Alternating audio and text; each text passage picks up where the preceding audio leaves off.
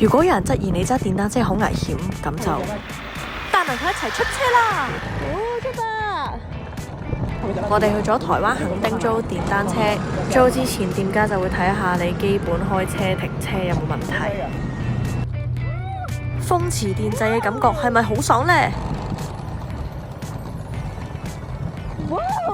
其實都真係好開心，因為未試過咁樣同佢一齊出車，同埋要記得俾佢感受一下揸電單車係幾咁有型、幾咁瀟灑，咁佢就會愛上咗，然後唔會覺得你揸車好危險。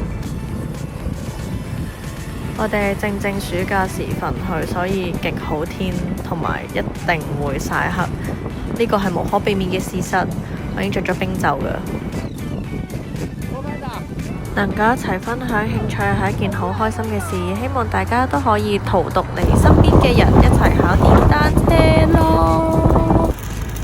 不過都係要安全。